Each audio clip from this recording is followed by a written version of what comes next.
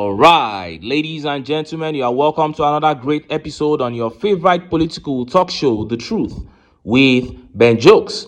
Nigerian Army personnel accuse commanding officer in Warri of pocketing allowances, demand probe and removal. Now, this is the army that you want 24,000 Nigerian youths to come and join.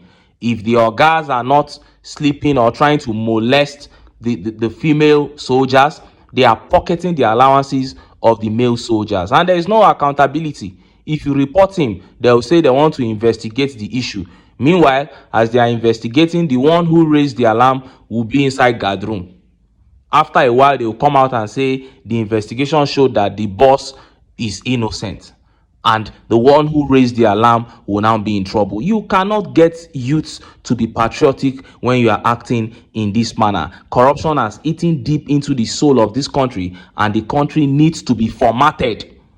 The way you format a phone, this country needs to be formatted so that we can start again from the beginning. If at all, we need to start together. Now, let us look at the top stories. First is that one coming from the Ministry of Education, a very devastating update to say the least. And next is that big one coming from the President of the United States, Donald Trump, after the Congress meeting that was held where NSA Nuhu Ribadu, IGP, Inspector General of Police Egbetokun, the Chief of Defense Staff, and other notable Nigerians attended. Donald Trump came out of that meeting and he has dropped a bomb on the Tinubu administration. He said he is angry with their complicity, their deliberate refusal to fight insecurity in Nigeria, and he doubled down on his threat of military action. Before I show you details of these top stories and how Nigerians reacted, let me quickly show you this video. There's no government, and I don't see the value that anybody, any administration will take, and especially the administration of President Bola Ahmed Tinubu. It's saying that people just get killed like that. It's a very sad thing. The president is really saddened by that, and that is why, even before this designation of Nigeria as a country of particular concern, even before the threats that President Trump issued, recall that the president had rejigged the security forces, removing the service chief, the chief of defense staff, and appointing new ones. Now, the idea is that at every time when you have these challenges, you come back and recalibrate and find ways and means of ensuring that you do the things that you are doing better so that you can guarantee the safety of lives and property of all Nigerians. You saw that. That was Minister of Information Mohammed Idris there speaking. He said Tinubu is sad by news of constant killings in Nigeria. During the Buhari administration, it was the president is concerned. Buhari is deeply concerned with the killings in Nigeria. These are the rhetorics that we get from these people, as if somebody who calls himself Commander-in-Chief of Armed Forces should not be concerned. Now, the rhetoric has changed to he is sad by the happenings in Nigeria. Oga, we are not talking about sadness here. We are talking about taking responsibility. We are talking about doing the right thing. You cannot deceive anybody. Now that you are sad, what have you done? What are the steps you have taken? Governor of Kebbi State has now come out to say that soldiers were withdrawn from that school in Kebbi State before that attack took place. Like 1 hour before that attack took place, somebody gave an order withdrawing soldiers from that secondary school. So if you are sad, because the complaint by the governor is everywhere now. Is everywhere because people are saying, what have the governors done? They are the chief security officers. What is the role of the governor? This governor has now come out to say, listen, I secured my place.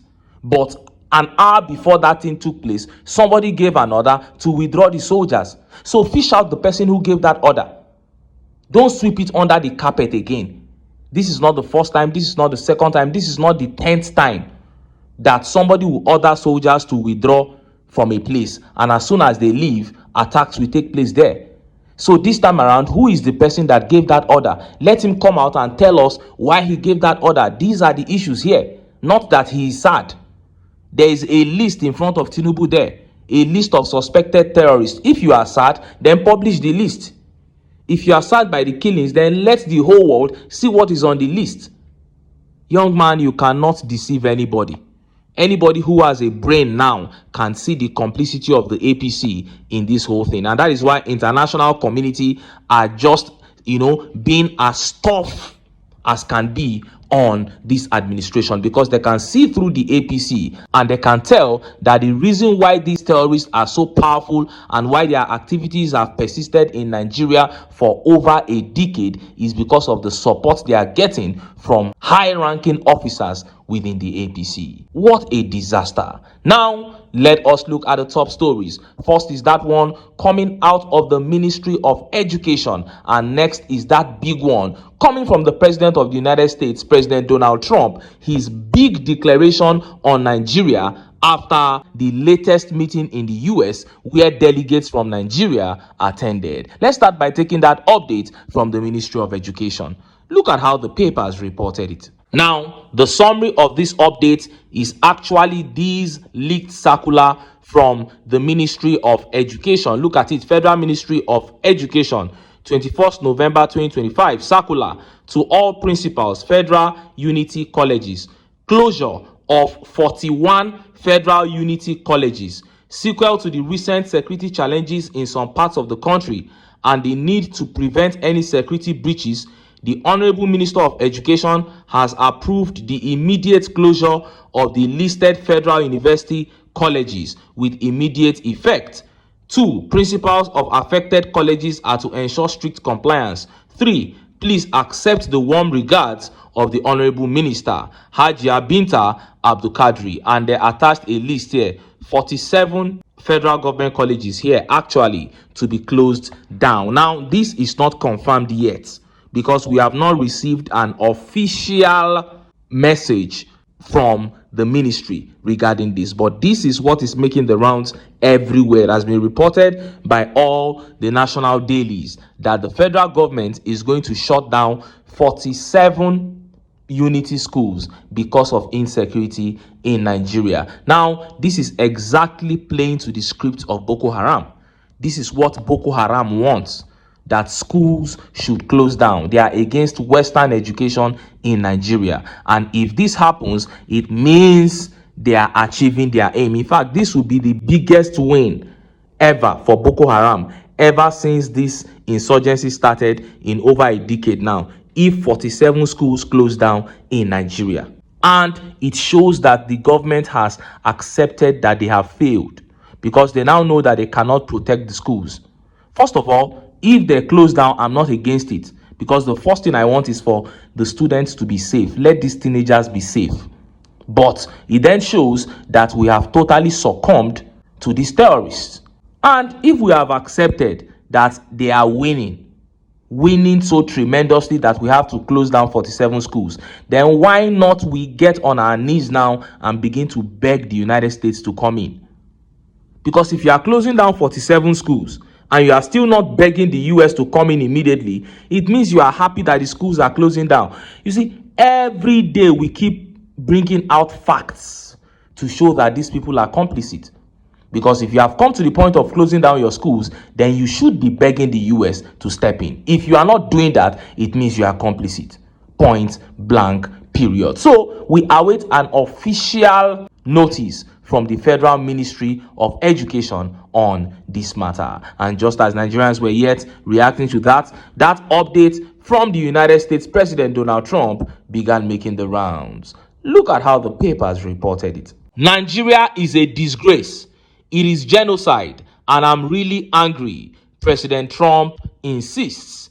The United States President Donald Trump has again voiced strong criticism of the Nigerian government over what he described as the genocide of Christians in the country. Speaking Friday on a conservative radio program, remarks later highlighted by Fox News, which captured the exchange, Trump claimed that thousands of Christians are being killed in Nigeria and accused the government of failing to curb extremist violence. The US president reiterated his administration's earlier designation of Nigeria as a country of particular concern over alleged religious persecution, saying Washington may take further action if the situation does not improve.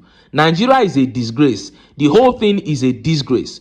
Trump said during the interview, "They are killing people by the thousands. It is a genocide, and I'm really angry about it." He warned that the US could cut off aid to Nigeria, citing American financial support to the country. "We give a lot of subsidies to Nigeria. We are going to end up stopping," he added.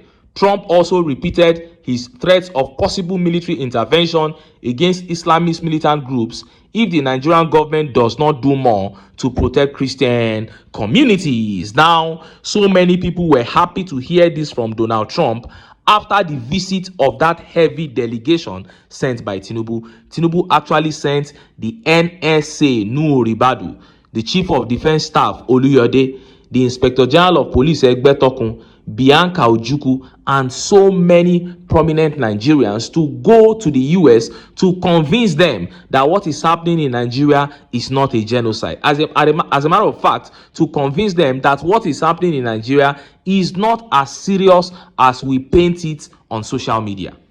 Because all the taggings and highlightings that we do of Donald Trump and members of the US Senate, it gets to them.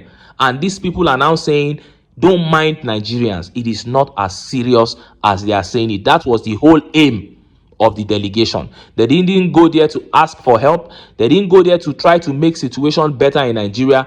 They went there to try to convince Donald Trump. Trump was not even in attendance at that meeting, but the US congressmen that attended lambasted that delegation for trying to paint a soft picture of what was happening in Nigeria. And Trump has come out to say, listen, it is a genocide. And this government is not doing what it should do to bring the genocide to an end. So Nigerians became excited that Trump doubled down on his initial statement that he might invade Nigeria and take out those terrorists, that Washington might have to take further action and invade Nigeria. Donald Trump, that is exactly what Nigerians want. And that is exactly what Nigerians need at the moment. We need external interference. Nigeria will never win this war. First of all, it's not because we don't have the military. I'm telling you, it is because there is no political will. There is no sincerity in this entire fight. And America, more than anybody, knows how compromised the Nigerian army is. As we speak today, information goes out of the Nigerian army straight to the hands of the terrorists, and they ambush Nigerian soldiers. There are soldiers who have died in Nigeria during gun battles, and they were shot from behind, meaning it was their own teammates that shot them. You are having a gun battle, and your teammate whose alliance is with Boko Haram sees that Nigerian soldiers are having the upper hand, and he shoots them himself. That is the situation that many have had to deal with in Nigeria today. That is why some soldiers just absconded the military without even resigning. They ran away. This is the situation of the country. Donald Trump and the US government, come and help Nigeria. Nigerians have been tagging them all over social media, pleading. Nigerians are holding on for their lives. And I'm glad that Trump and those US congressmen completely humiliated that delegation by throwing out all the lies that they came to tell about what is happening in Nigeria. How can you pack yourselves in that number to go to the US to go and lie to prevent intervention that can save lives in Nigeria? This is what we are dealing with. This is the kind of political party that we are dealing with. And I'm telling you, it can only get worse with the APC. They have signed a pact with these terrorists that as long as they remain in power, the terrorists can continue to operate. And that is why I keep saying, with the APC in power, we will never see the back of terrorism in Nigeria. And in other news, respect Nigerian laws. Suspend your strike. Tinubu government tells resident doctors. Now, that is Tinubu telling resident doctors to respect Nigerian laws and suspend their strike. That means as we speak, the resident doctors are still on strike in Nigeria. Now tell me, which part of the system is working? ASU is threatening strike. Resident doctors are on strike. Everybody is complaining. Young people are dissatisfied. This shows that the system has completely fallen apart. But when we say it, it will be as if we are trying to pull down government, but that is not the case. Now you tell me. I always challenge people. Come to the comment section and tell me what one aspect of our lives as a people that was not good enough before the APC came to power and it is better now. Just engage me in the comment section so that we can now talk about it. When you look at it reasonably and constructively and as a patriotic Nigerian, you will find that every single aspect of our system is crumbling. And that is why I keep saying that with the APC, we can only continue to go south. Nigerians must come together and say enough is enough. We cannot continue to suffer like this. We cannot continue to watch a country handed to us by God with some of the best mineral resources ever crumble before our eyes. And when we begin to think in this direction, we will be able to come together and take our country back. Are Nigerians going to ever think in this direction to rescue this nation? It is left to be seen. But until then, make I still enter town, make I go get some ogbonge political news wey una go like. Why? Because of una I dey here. So don't go away. Don't go away.